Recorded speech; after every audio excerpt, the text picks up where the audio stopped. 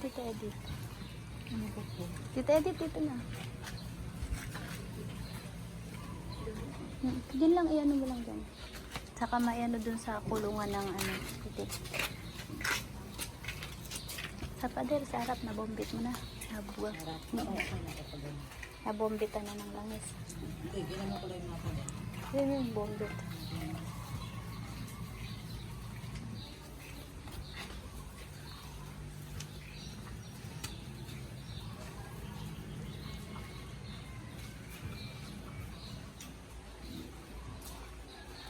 Yung pader, ano, bombitan mo ng langis.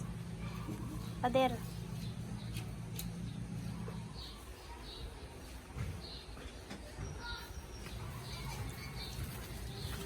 Yan, damihan mo.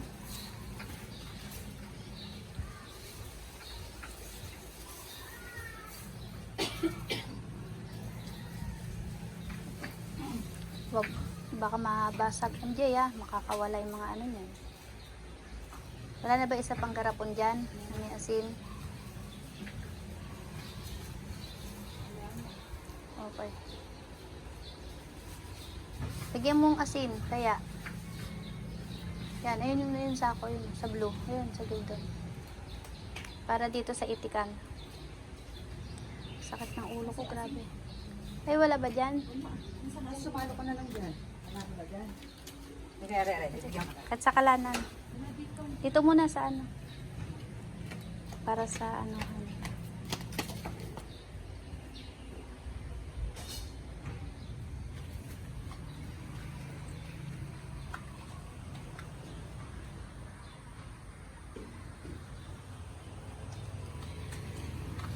Tapangan mo dito sa itikan para tanggal ano.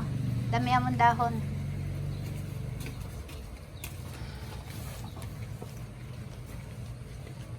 Tita Edith, takpan mo na yan. Ito na isang para doon sa itikan. Nasaan yung isa pa? Hingin mo yung kamanyang doon. May isa ba tayo? Opo, hingin mo yung kamanyang din. Nasaan yung isa rito? May kamanyang pa kayo dyan? Pengi po. Ayun na, ayun na sa'yo. Yan. Ayan, dagdagan mo doon mamaya. Ayan pala. Tapangan mo. Yan, go. Okay.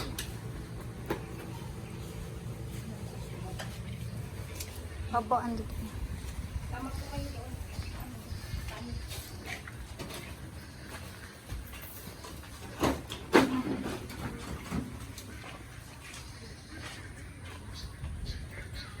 Diba sisimulan niyo ulit yan? Wish mo na walang salot o sakit sa mga aalagaan niyo na ano.